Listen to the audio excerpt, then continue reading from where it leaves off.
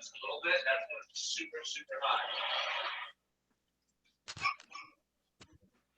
That's too high. Touch it. Touch it. High, right? Now touch it. That's better, right?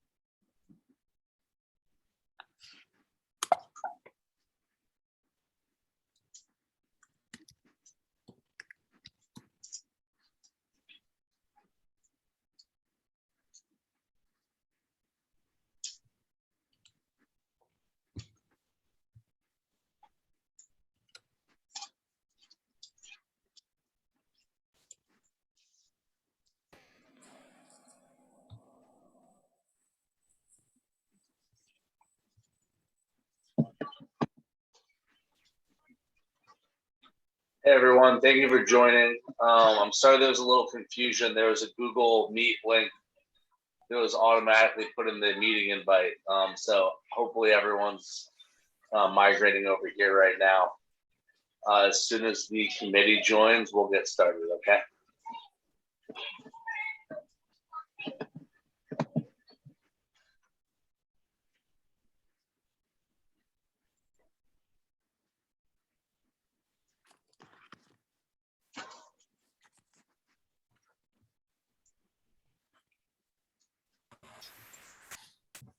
Kimberly. Yes, but you didn't say Kimberly last night. You were saying the other. I don't know what. You were saying the other one. I don't know who you're talking about. Tamara? Amina, you were saying. Amina. Oh. And then last night I was thinking like, Amina, it's not the one that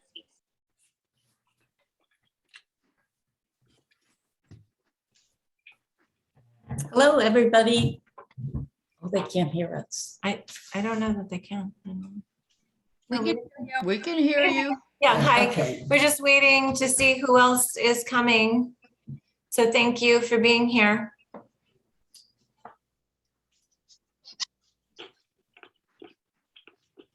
Let's see if I can open full view. Okay.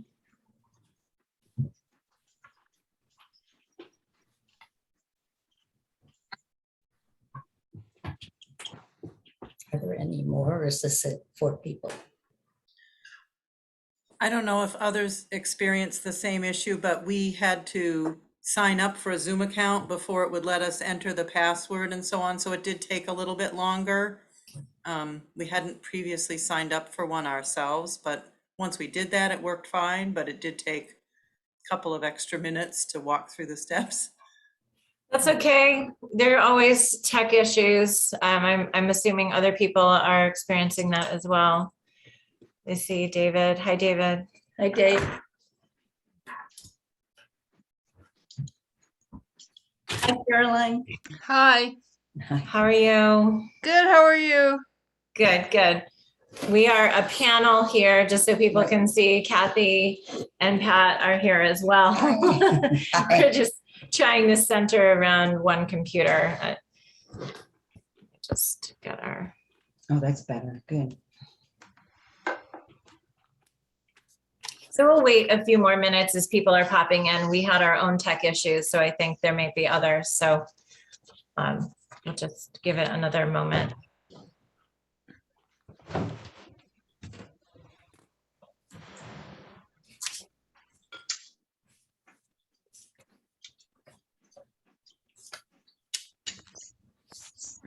We're gonna check the date.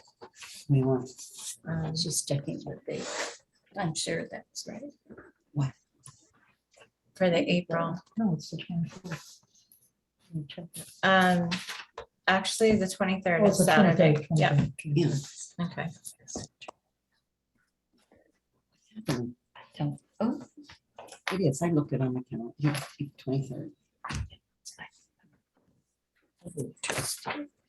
Pretty good attendance. Did the calendar invite help? Oh, yeah, definitely. Okay, great. So I think in the future, rather than sending everyone a calendar invite for every event, we're probably going to create a calendar that you can have shared with you, and we'll have all the meetings on it, all the events, everything like that. So in the future, if you subscribe to that, I think it should pop up automatically. It'll be good. Awesome. Hey. All right, ladies, you have the main screen. It's 7:08. I think we should probably get started. This is being recorded, so I'll cut off the first 8 or 10 minutes, and we'll post the remainder on YouTube once we're done, so no one will miss anything. Okay, great. Thanks, Charlie.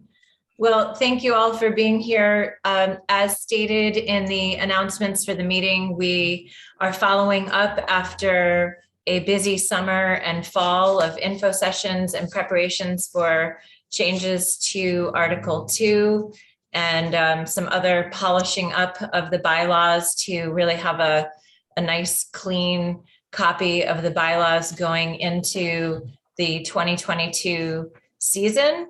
And so this is really a follow-up info session to, now that it's 2022 and the winter, and hopefully looking forward to warmer days and the spring ahead, the ultimate vote, and to just kind of regroup after the fall meetings in November and just kind of give everybody a chance to ask questions if there may have been more questions that lingered through the holidays and the new year, and to prepare for the anticipated vote in the spring. So that's our reason for meeting. Right. It was a 3-month break, so we thought people might want to revisit it or have more questions. It was sort of a final opportunity to ask those or add your input to the process. So, does anyone have any questions off the top of their head, or things that they have thought about that they want to discuss more?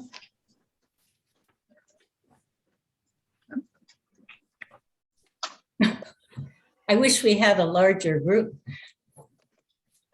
Should we go through that? Yeah, so I know, we'll just yes. kind of highlight the bullets as this is being recorded. This will be posted for anyone who is not able to join. But we did post that there were, key points to the changes, and we just want to remind everybody what they are. So the first one is that there will be 2 types of member: primary members and household members. A few points about primary members: they must be record owners of real estate in Pleasure Beach. They must have 1 vote on each member matter submitted for a vote. They are responsible for payment of all assessments, dues, and fees, must be in good standing to vote, must list all household members on annual membership application, and may purchase additional badges and day passes. And then the second category will be household members. These are family members of the primary member or another household member, and are listed on the primary member's annual application. They do not pay assessments, dues, or fees, may not purchase additional badges or day passes, and do not vote on member matters. So that's really been one of the key changes in terms of the membership types. And again, these points were addressed at the previous info sessions in November, the one that was early November and then before Thanksgiving. And so I think there are recordings on that as well, but that's why we're meeting this 3rd time. So the second point, Well, or did you? I'd like to stop there. Can you all see the draft of Article 2 and the highlights? Yes.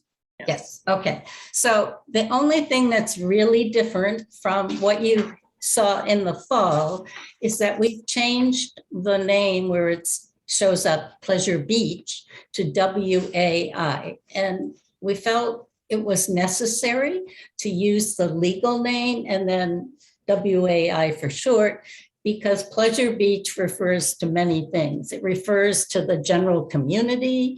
It refers to the little beach that the state owns at the end of our beach. And then we refer to our beach as Pleasure Beach.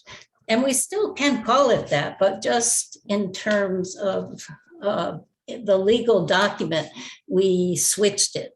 But we want to know if you like that, if that's okay with you. Are you good with calling our beach officially WAI? I think it avoids confusion. So, I mean, I understand why you're doing it. It's fine with me. Okay, good. Great. Thank you for that feedback, Carolyn. We did mention this when we met at the firehouse in November, and there was similar feedback about that based on as Sue was saying, this, sort of historic connection to the term Pleasure Beach as a region of Waterford. And of course, if you look at the public beach side, that also says Pleasure Beach. So some of our issues and concerns regarding non-members coming onto the beach is sometimes related to that confusion. Oh, I thought I was on Pleasure Beach, and kind of not knowing exactly what Pleasure Beach is. So WAI does identify us, our group, as Waterford Association Incorporated. So that's the reasoning behind that. If there's no further discussion about that, we can move on to the next change. I have a question. Oh, Was there a someone comment? has a question. Sure, go ahead. Hi, this is Tom McCord. I'm a family member of Norma Cummins. How, with respect to primary members, how is property which is owned by an entity such as a trust or limited liability company going to be handled with respect to determining primary members? Setting up those entities happened before this date, but each entity is going to be considered as one member, one primary member. And what applies to, I don't want to say a regular, but a primary member who's an individual, it's going to be the same for the entity, the LLC or the trust. They'll get 8 badges. And they can decide amongst themselves what they want to do with the 8 badges, but they still have that maximum limit. And right now, that's all I can think of, but that's how we I felt. think they would name a primary voting member, correct? Right. Depending on the entity, it could be a trustee or a manager, that type of thing. So a property within the bounds that is held by an entity can qualify for membership by designating a primary member to represent its ownership interest. And yes, and vote. That whoever is designated the primary member would also have the responsibility and the ability to vote on behalf of their trust or their LLC.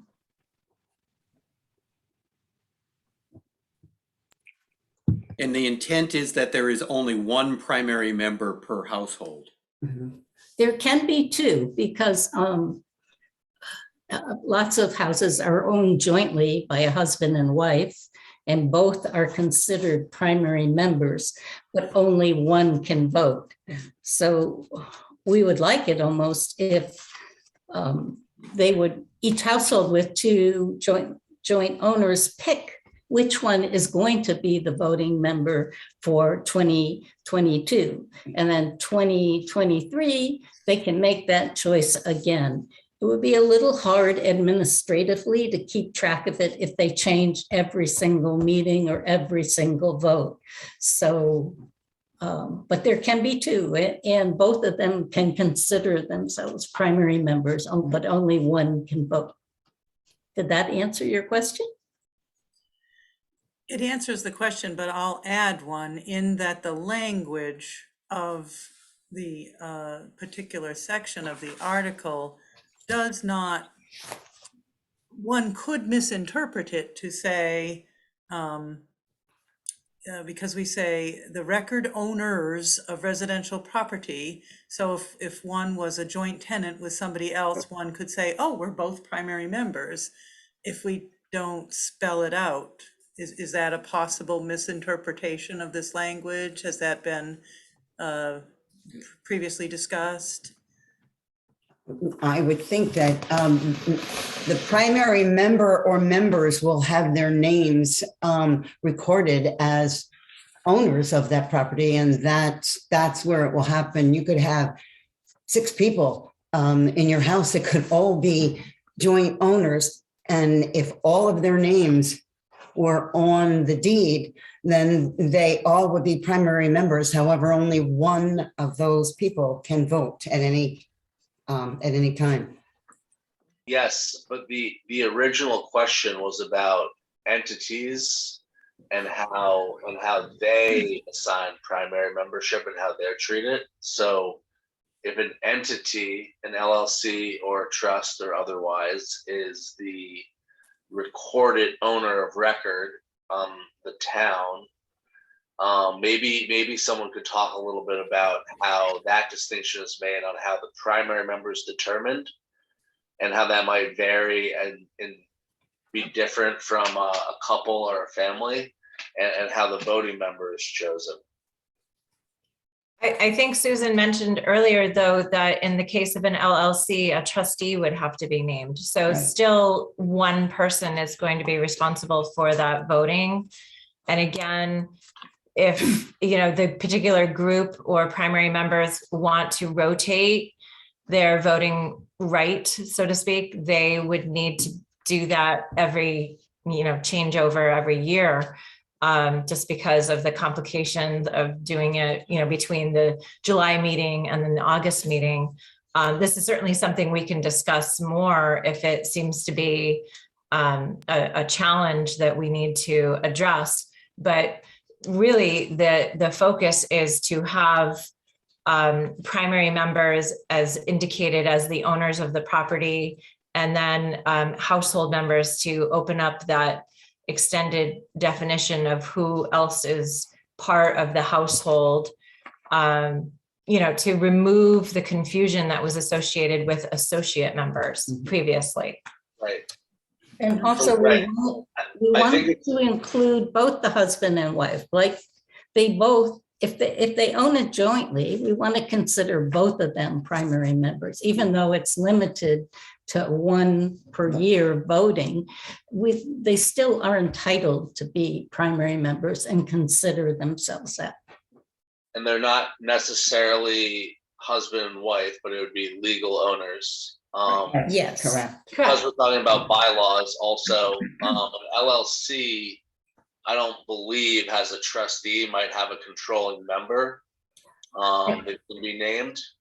I And think they have a manager, Manager, okay. or you could ask Dave if he's still there. He would see it in his tax work. Right. Before we get on that rabbit hole, so I think that there's a couple high level things I'd like to note. If anyone has very specific questions that they feel are not addressed or should be in the language, you can email bylaws@pleasurebeachct.org. That'll go to everyone on the committee, and your email will be answered. The final language has not been determined yet. That's the purpose of this meeting. And I think that the high level, we're trying to solve problems in an old document here, so it's never perfect, and we're kind of stuck between the good old times and our current world that we live in, where things as they're written in black and white really do matter. Dan Tarbell has his hand up. I'd like to ask him to unmute himself and ask his question, because I think it's related to what we're talking about. Mhm. Hey, everybody. Thank you, Charlie. And thank you to the committee for your hard work. My question is directly related to the trust question. And it's if you guys have figured out and given consideration to folks that are simply trying to do what's right for their family in terms of protecting and preserving assets. So from the perspective of, if someone wants to take a secondary property out of consideration for, if they need healthcare assistance in their elder years and they're spending down their assets, they don't want to be forced to sell a property that's otherwise going to be gifted to the next generation. Or, they're trying to save on taxes or things along those lines. There's a lot of different considerations to why you would use an irrevocable trust. Is there consideration in figuring out, whether it's exceptions or whatever it might be, to an unintended, what I preserve to be an unintended consequence of the requirement to own physical real estate, and upon transfer of physical real estate, that changes the membership, if you will. So in the instance of John Smith, executing an irrevocable trust that he selects and puts it into a trust where he has trustees managing the property, but he's also funded the trust with his own assets to cover costs like taxes and insurance and upkeep and things along those lines. John Smith still lives in the property. John Smith is still the physical member that walks on the beach, but the ownership of the property and the membership due to the requirement of owning a property is irrevocable trust of John Smith. It's very impersonal, and that's okay. But there's no reason, in my opinion, to negate a person's membership, A, cause them to pay a new member fee, B, because they did what's right for their family in doing their own proper estate planning. While I understand the rules of transfer of ownership negates, membership, and you have to own physical property, et cetera.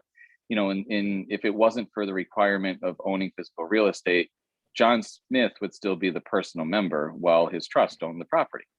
So because now ownership of property is required, John Smith's irrevocable trust is the owner and member. So I think I've given enough information to kind of make sure that we're giving consideration to people not like being inconsiderate of people being able to maintain their membership while doing their family's proper estate planning. That was a lot that you just said there. By nature. Let me paraphrase. So, No. Oh, go ahead, Charlie. so the question with all the details is really because of the change in our bylaws a couple years ago, where property ownership is the primary prerequisite to membership, and change in ownership seems to be the issue. And when we get to continuity of membership, we'll probably talk about it more. But so a change in ownership from John Smith to the John Smith Irrevocable Trust is a true change of ownership and change of control. And would an unintended consequence of membership being a requirement lead to John Smith potentially having to go to the back of a wait list or lose their membership in the association? And is there a way that we can deal with that legally and upholding the tradition of Pleasure Beach, I think is the question. Is that right, Dan? Yes, that's spot on. Thank you, Charlie. Sorry, you're much better at being succinct. I'm a little long-winded. Apologies. Got to get it all out there. But I think Susan had an answer, though. Did you have? Oh, I Yeah. just to simplify it a little bit, irrevocable trusts mean just that. They cannot be changed. The person who funds it or gives the property, puts the property in that trust, gives up their right and to control it, to change it, to benefit from it. And that by nature comes with advantages and benefits of its own. But I just wanted to clarify what we're discussing here. And yes, they give up, but they give up control, but they don't give up control of nominating who those trustees are. If they lose faith in the person who's managing the property at their behest, they can fire that trustee and bring in someone else. So I think there needs to be a more of a community look at what's really going on here and taking a little bit less legalese and saying, hey, this John Smith is still our friend, our neighbor, our person that we have been in the association forever. And if he's doing what's right for his family, why are we going to give them consequence in terms of just giving consideration to, even if it's an appeal process, of sitting down with the board of directors and saying, hey, plead your case as to why this is still you. John Smith's still living in the property. So I understand your point, but it's a lot of legal talk around the point that your friend and neighbor is still living in that property, coming in, enjoying the beach and going to the picnic. It's not that John Smith's giving it to Susie Jones, who lived in California a week before. But it all depends on the terms of the trust and who is given the property in the end, who the remainder men are. Are they family members or our attorney once said, maybe it's a charity who decides to Airbnb the property and make as much income as possible. I mean, there's a wide gap in who will become the beneficiaries of the trust. So- That's fair. I guess that's why I'm just asking the question if there's consideration to some sort of exception or appeal process when someone's doing their estate planning to not be ostracized from the association or our membership, and putting some language in there to give some protections that, you know, people don't have to choose to give up tens or hundreds of thousands of dollars in potential benefit for their family for the simple sake of, you know, losing a membership in Waterford Association. Well, I agree with you. I mean, we want to honor families and what's best for them and those people who have been here a long time, or in many cases, generations. So it's a complicated issue. And I think maybe we need to think about it a little more. Everything that's there right now is safe and won't ever be changed.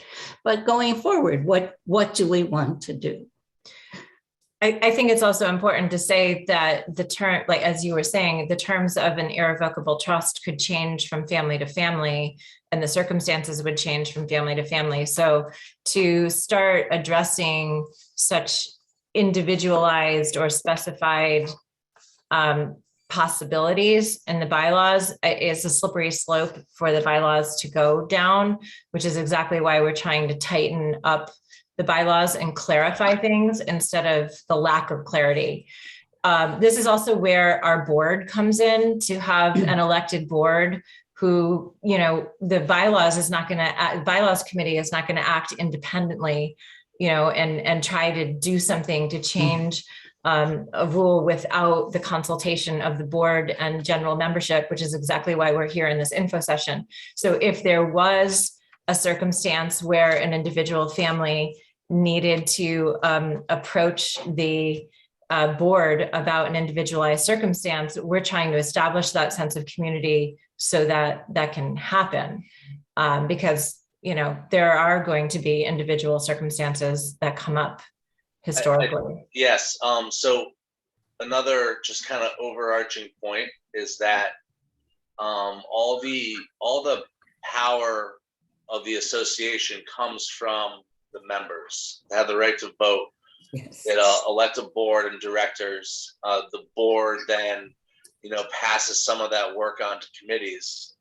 But the board and the onus of the board is to operate by the bylaws. And one of the concepts in the bylaws that I think is kind of difficult to wrap our heads around, is certainly difficult for me, is to take the individual, take yourself out of it. And we cannot write, or we cannot be changing bylaws to favor one class of member over another, one class of people over another. We can't write our rules to discriminate.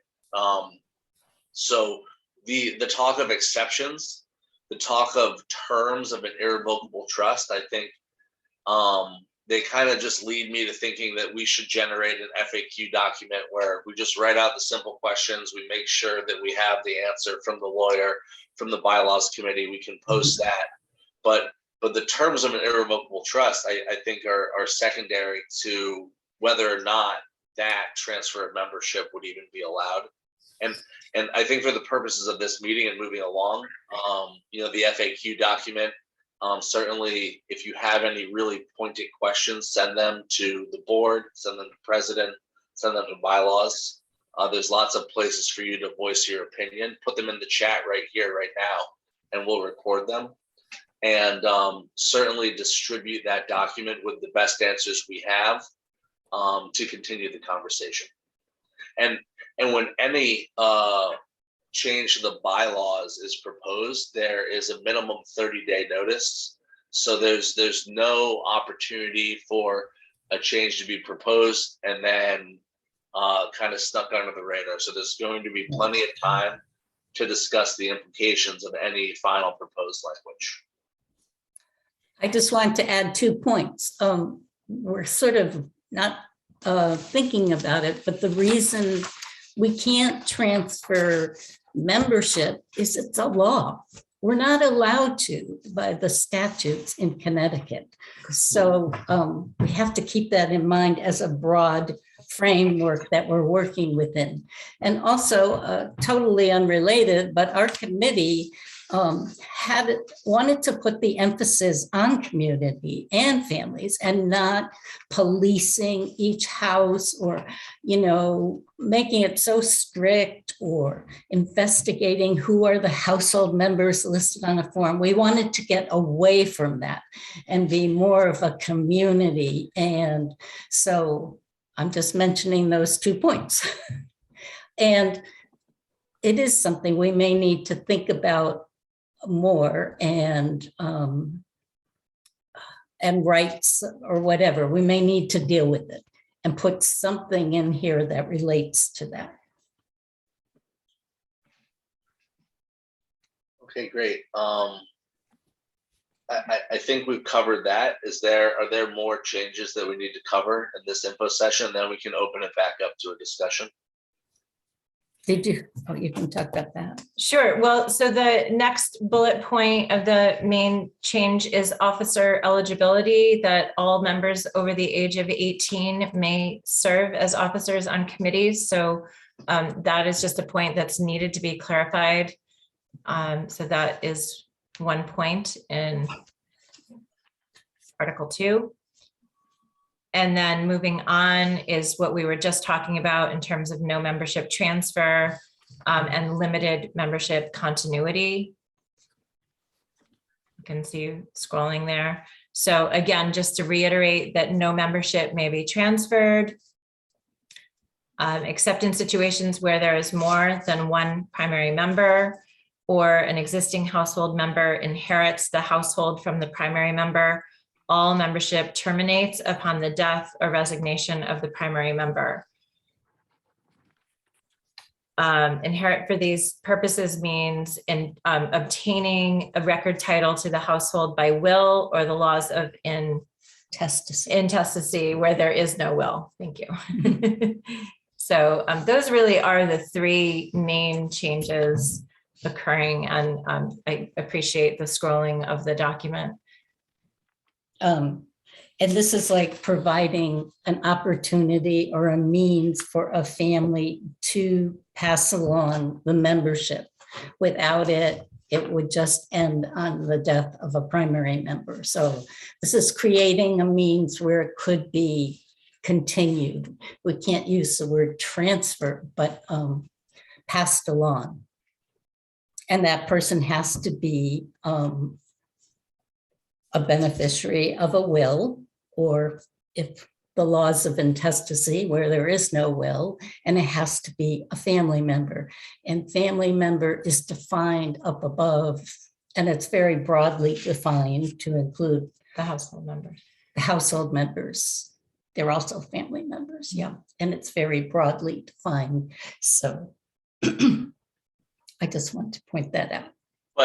But also the onus of defining family members is being shifted to the primary member Right. with this definition, and we're not getting birth certificates and stuff like that. Is that correct? Correct. Yeah. And we're not dictating who they have to be or.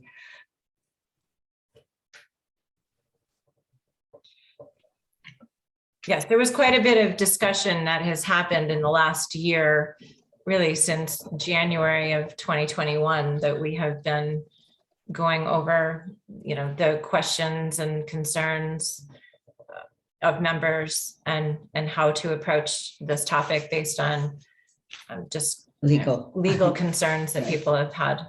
So in recent times. For instance, we considered, should the household members or family members have to reside at the property in question or reside for so many weeks? I mean, and we ended up just bagging that. So it's just based on relationship. Right. And there's no requirements to reside on the property. But we did discuss a lot of scenarios. Right.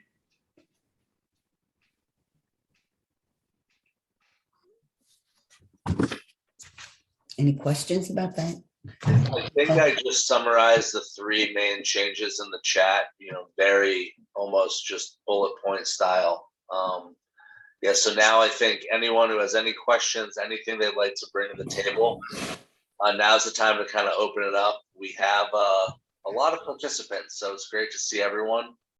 And I'll leave the floor to the members in the committee.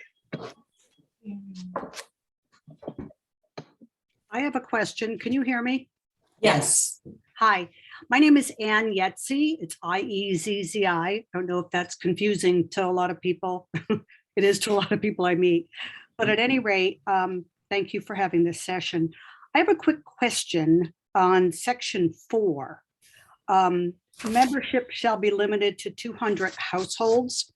Is that new to the bylaws? No, that's always been there. And for most of the time, the association's been in existence. We never came close to it. Yeah, It was only 2 years ago with COVID of course. that we got a real increase in demand and we exceeded it. Yeah. So here's my question though. I mean, whether it's been there or not, I just want to put this out. That's how my head goes. If you had an opportunity to increase that, I mean, I don't know why it's 200. I don't need to get into that. Would you need to really have to go back and change the bylaws, or is that better served, just a thought, to have the membership being limited to the membership committee and the general vote? And I only say that, like, if you did want to change that, it seems like you have to go through a lot of stuff to change a bylaw. It's just a question. I don't know if that's the right number and you want to stay there and it's a long, hard thing, then disregard my question. It's just looking at some efficiency No. in that. That's all. I know that you could raise some pretty good money by having some members, not that you want to blow it up to 500, but. No, but we considered this a great deal of time. And when you enter the fact that we can all have a total of 8 badges and you multiply that times 200, it's a lot of people on a tiny beach. And for sanitary reasons alone, for health reasons, Yeah. It really could create a huge problem if we start increasing and increasing. Oh, certainly it could. I don't think you could have all of them there at one time, but my question's not about the reasoning. Oh, okay. My question is about, is it better served to put it somewhere where you say the membership will be established by the membership committee, which I then would go to a vote to the whole association? Because any thought of changing that, you do a bylaw change, which, as you can see, takes a lot of effort. So that was really my question, not the why number. If we decided as an organization we wanted to raise it to 225 or 250, we could do it by a simple amendment. We'd still have to go through the process, but not like as involved and detailed as this. We could just send out an amendment stating that, and since it's such a small section of one sentence, it wouldn't take much. Okay.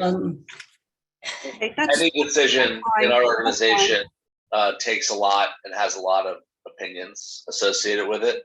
Mm-hmm. But yes, we could change the bylaws to either have a higher cap, remove the cap and put it somewhere else.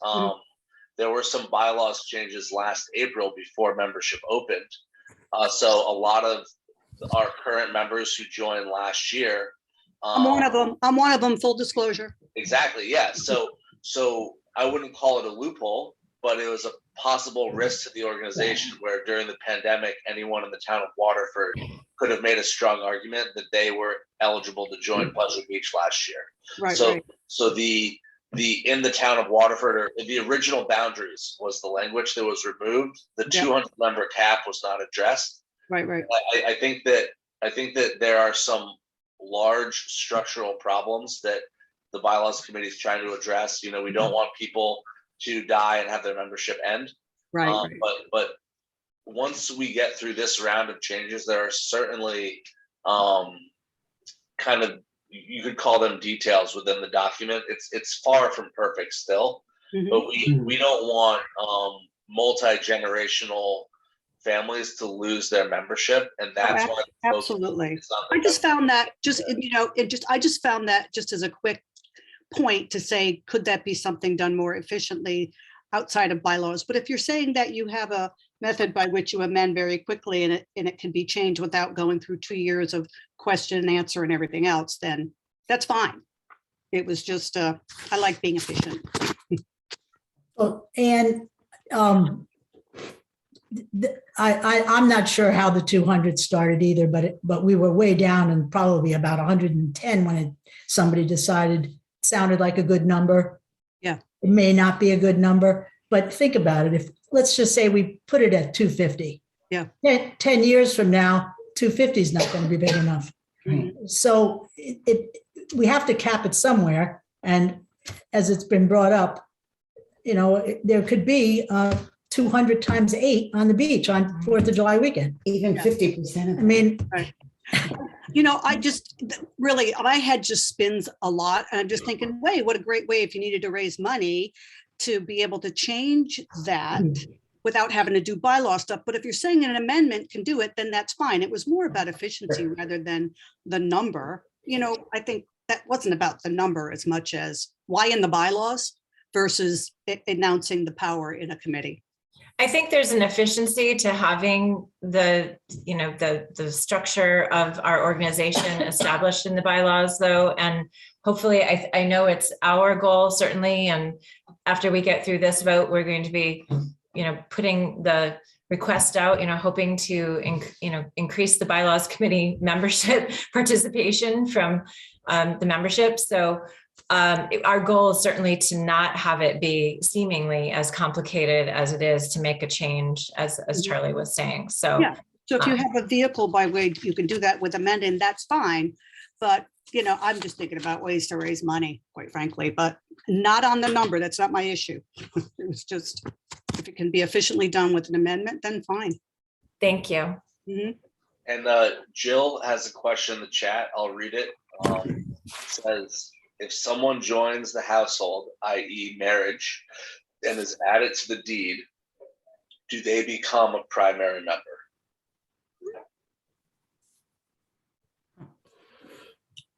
I would think so. Yeah. I would They meet- answer yes. Yes. Yes. Yeah. They're on the deed. If they become a joint owner of the property, and they're certainly probably going to be over 18, I think they would qualify. And then again, it's that particular family's decision to decide who is going to be the voting member.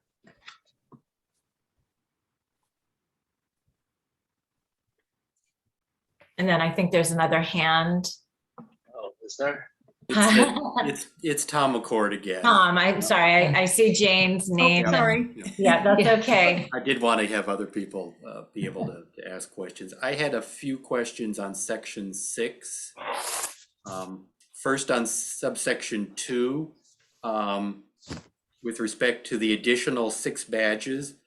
That purchase is intended to be up to 6 additional badges per household. Yes. Correct. Yeah, Not per primary member. no, per household. I suggest perhaps after the additional badges, you might want to consider inserting the word per household. Okay, just a primary member. Oh, here. With the plural. Yes. That is, you might have it read primary members may purchase up to 6 additional badges per household. Right. Yeah, that point noted. That's My second question is with respect to renters, because certainly there are households that rent their properties for part of the summer. Is it the intent that that persons renting a property would be able to use badges to access the beach? yes. Yeah. We Okay. It's, in the past, it's always been up to the individual property owner if they want to rent and let the tenants, the temporary tenants use badges. So we decide not to address that. It's really between the property owner and the people he or she may rent to. If he wants to share 8 badges with the renters, we can't stop them. Do those way it's renters, do written. the renters, when they use the beach, have to be accompanied by a member? Yeah, that's what I see. I see the same thing. In the past, renters have never been accompanied by No, the no, member right. because the owner's not even around usually. Right. Are you, I'm sorry, are you reading something that is saying, where are you reading? No, I was asking a question. Was the intent, is the intent that a renter who's been provided a badge has to be accompanied by a member to use the beach? That was not the intent. No. Do you think we need to change that language? Where, I'm just wondering where the language is that they're reading. This is not a question of language. It's Okay. a question of the application of the rules. Right, no, there are houses that are rental properties, and people come in for their week or weekend or month and they use the badges and they go to the beach Correct. because they are renters. That's currently how it works. So I think that, an issue, it came up last year when we were applying the concept of associate membership. It comes up from time to time where people we don't recognize are on the beach and they're renting a house for a week. Right now, and how we police use of the beach is we check badges. So the thought is that rather than trying to write these rules into our bylaws, we have rules and regulations, we have a code of conduct, we have a board who's able to put the appropriate policies in place. I think the thinking is that checking badges on the beach is how we police use of the beach. In order to buy day passes, someone holding an actual badge has to be present. And beyond that, you might even say that, a badge or something like that might be requested to be worn at a social event that happens outside of the hours. Like technically badges are always supposed to be worn on the beach. If you go to the beach tomorrow and you want to follow the rules, you should put your badge on. And that badge would be valid until the 2022 badges are released. So that's a little bit of does it belong in the bylaws or does it belong in the rules and regulations and policies of the beach? And I don't think renters are the same as household guests. So they're sort of in a category by themselves. We made the decision not to get into that because it's all sorts of situations and complications could arise. And so, I understand what the intent and the operation has been, and I respect that. I can recognize that in subsection 2 under section 6, the statement that badges can only be used by members and non-member guests accompanied by a member could be misconstrued to say that a renter is a non-member guest and so must be accompanied by a member. I recognize, having said that, that's not an easy issue to write up. So I am not proposing a change. I really just wanted to ask concerning what the intent is. Sure. We decided as a committee that a renter actually is not a non-member guest. A renter is a renter. They're not owner and they're not in that category of just a person that is a guest of the member. They're renting the house. They're under a sort of separate category, as Susan said. Would that be what you just said? This is Ann, I'm sorry, I'm just jumping in. Would that be maybe better served with a definition in a definition section of what a renter is? Because I kind of just saw what they were talking about there. mm-hmm. I mean, it doesn't matter. I don't want to say it, but it doesn't matter. I mean, I don't rent, but I don't know what you just said just hit me like, oh, maybe a definition of a renter. Yeah, And with we've taken that into consideration, and I believe the bylaws actually acknowledges renters at some point, but it is sort of a separate category. So we'll have to revisit that. It's a great question. Yeah. And I just had one final question. This is clarify the intent with respect to subsection 4 in section 6. That says no badge or day pass may be used by or for a non-member currently living within the limits of the WAI boundaries. Just to be clear, if a primary member has a neighbor and the neighbor is that household is not a member of the association, that neighbor cannot be invited on the beach.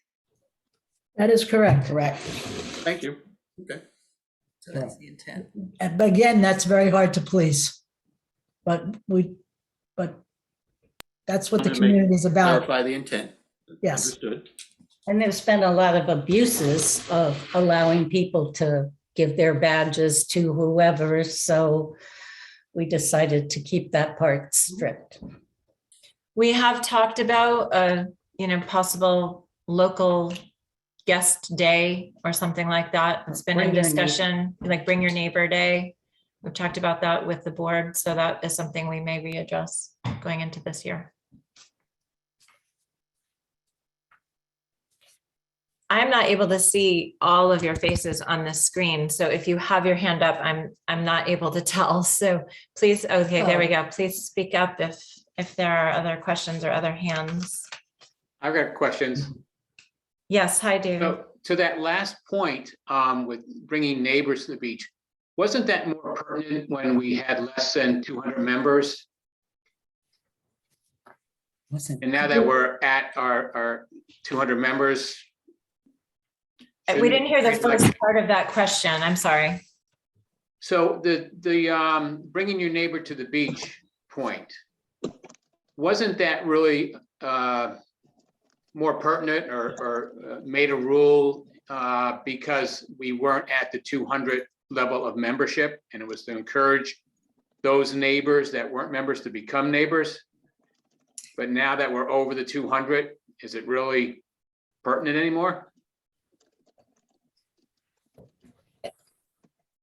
I think you're right. That's where it started. Because why should people who don't pay get to come to the beach when others are paying? And when we were under 200, people were either tagging along or just sharing their badges. So that's where that all started. All right. Do you want to talk about it? No, no, I do know for a fact that it has been abused many times over the years. And it has been a point by members getting frustrated because you're paying for a membership and someone within the boundaries can go to the beach as a guest of a member without having to pay for the year. So it just comes down to rules and regulations of a private beach. And now we've hit a point where we have 200 members and yeah, I understand it. My point is just it's now that we're at over 200 members, those neighbors can't join the beach. Right. So I don't really see them any different than somebody living 100 miles away. But let's move on. I got some other questions. What if a member moves to another house within the boundaries? Do they keep their membership or do they have to reapply? I believe they have to reapply. The membership not goes with, but is connected to a property. And it's not really the individual. What if they already own more than one property within the boundaries and they move to another location? Well, is that second location a member? Is an assessment paid on the second location? Again, I think this gets into some of the challenging waters of the more personalized, details that it's hard to have the bylaws address every individual scenario. So we have talked about some of these potential issues or issues that have even been ones we've had to address in the past. So it's great that you're bringing it up. If this is something that becomes a primary concern and we should include it, then, that's what these meetings are for. But on the other hand, we're not trying to have the bylaws, just so individualized for every possible scenario either. So, So I guess I'm just going to speak on behalf of what was just shared. I agree with you, Sarah. And first of all, you guys are in a thankless position, and thank you for even hosting a session like this so that you can hear us. It's not towards you. It's just, our opinions are our opinions, and we thank you for even considering them. But I think this does boil down to one thing from what I shared earlier on trust and what was just articulated in terms of moving to another house in the neighborhood. These issues are only created because of the rule that you have to own physical real estate. It truly is the only reason for these even to be an issue. So maybe giving consideration to how you can create a more, community oriented, and I'm not meaning that this isn't community oriented. I'm meaning more like giving consideration to individual circumstances and giving a process, maybe is the best way of saying it, to the association for giving consideration to those individual circumstances when they arise, rather than having things so black and white in a document that would have to be amended. I guess is I think what I would give a request to give consideration to is just finding out how can we give due consideration to these situations if and when they very rarely arise. Thank you, Dan. And yeah, actually, as you're talking, I'm realizing that certainly there are situations that occur that are unintended, but if we relax the bylaws to the point that they're going to accommodate every potential need, that could open a door for someone to truly take advantage of that. There's a property owner that maybe owns 5 properties and, begins sort of monopolizing the membership through those properties. So I think we have to be cautious that, while there could be a loophole that seems to prevent someone, a nice family from just being a part of the community and staying, certainly that's our intent and that's our goal. And by the way, thank you, Dan, for acknowledging the work we're doing here, because there's really nothing that we're doing that benefits us aside from just creating the community conversation.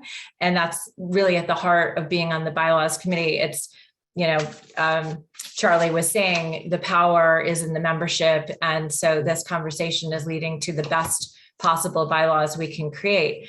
But we also don't want to nitpick every possible rule to the point that, oh, well, we didn't allow for this scenario, we didn't allow for that scenario. And then we open it up so that it's so vague and the lack of clarity that we're dealing with now, creates another scenario that we didn't consider.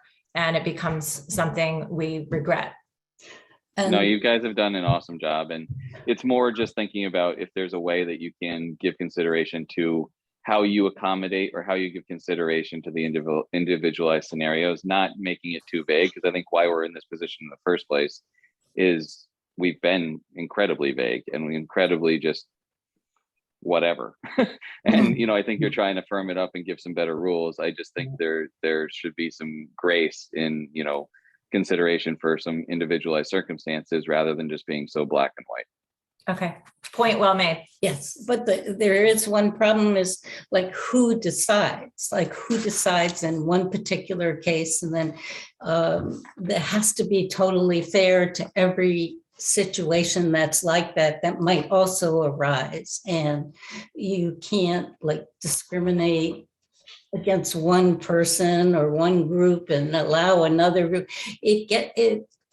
It's complicated. Yes, it lends itself to unforeseen problems, I think, in treating people totally fairly and everybody. I'm probably opening up Pandora's box, but I'm thinking if you moved to another house within the beach association, the house you moved from would no longer be eligible, but the one you're moving into would be at the back of the wait list. Okay. Given our current system, I mean, that is something where and we get so riled up because we all love the same thing, and we approach it differently. We interact with it differently, but I think that's kind of the source of everyone's emotions. You don't want to have a rule take your membership away, and even if your membership were taken away, they can't take away Pleasure Beach from your life. So I think we are certainly stuck between, like kind of the good old days and the world we live in. And what we're trying to do, or what the bylaws committee is really trying to do, and what we're trying to do as a membership is make incremental improvements to the document. That we've been working with a document that was written in 1946 and amended 6 or 7 times since then. We've never torn it down and rewritten it. It's always been this piecemeal effect, and it's frustrating. It can be costly.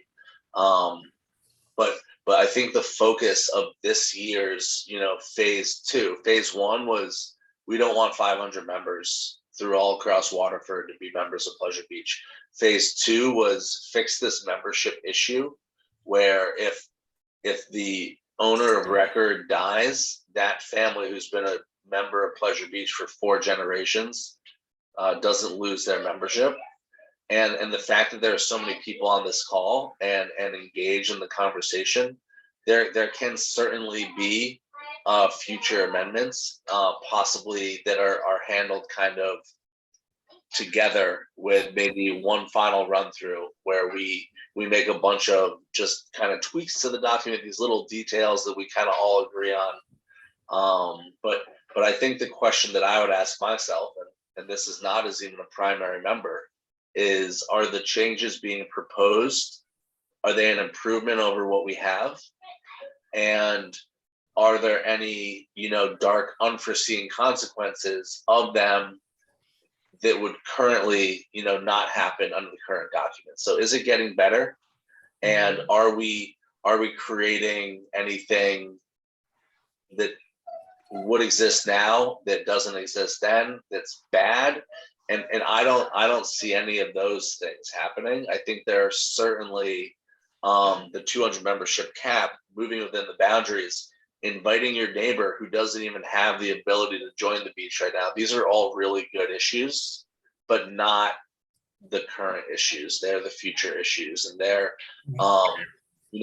the people who have raised these questions. You don't have to attend every bylaws meeting. You don't have to do everything, but if you want to join a committee, the bylaws, entertainment, finance, we really want this engagement, this input, where you have passion and where you care.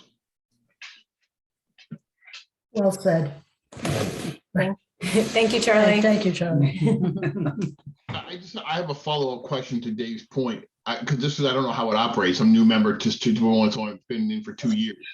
If I sell my house now, my membership doesn't stay with my house for the next owner of my house, right? It's not a deed. Correct. It's a membership. So if I sell my house and move 3 doors down in order to downsize because my kids are out of the house, the way the laws are written now, I'm just, again, clarifying question. I lose my membership because I sold that house, but yet I'm still a property owner within the boundary.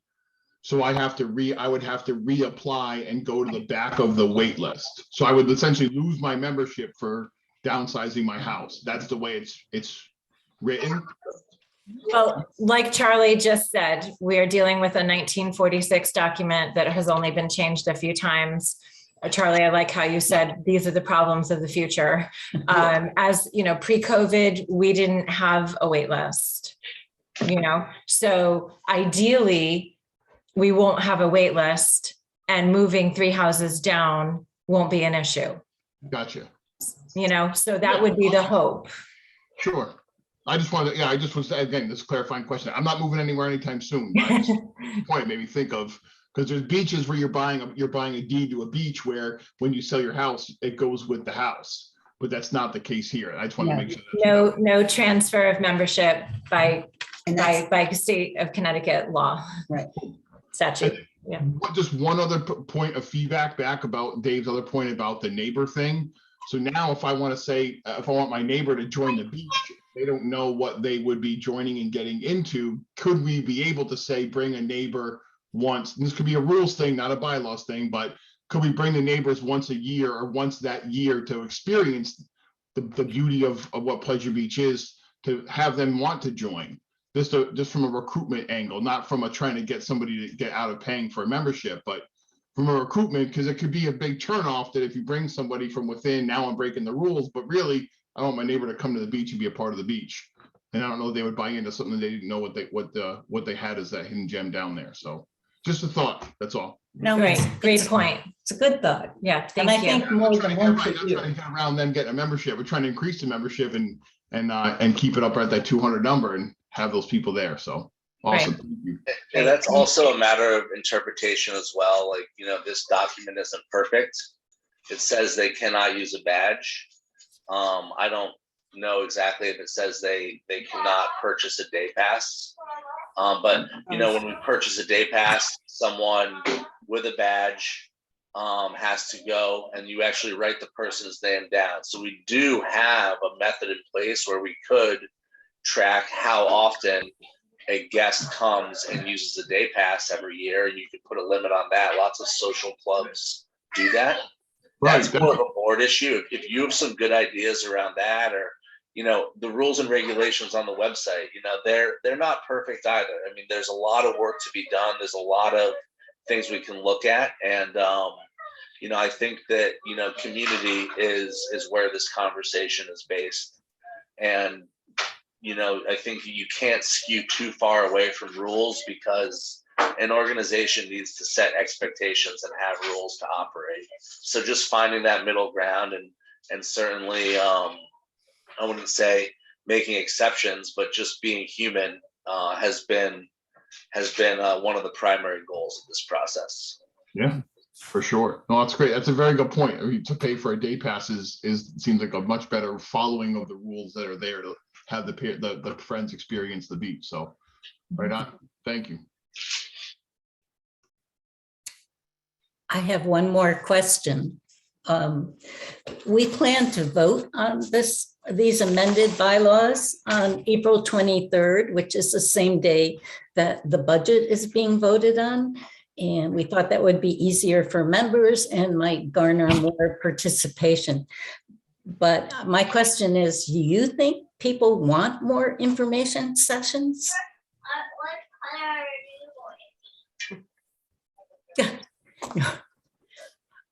I mean, we can do this again if people want it. I'm really pleased that so many people tuned in tonight, but I don't know if they would do it again or if there are others. Haven't you had 3 information sessions? We have, yes. We had two in the fall. Yeah. That's what I thought I remembered. I don't think you need any more, really. Okay. I think you've done more than your part, so thank you for your work. Okay, but continue to keep in touch. Like Charlie said, send an email to the board, to us. We can communicate that way.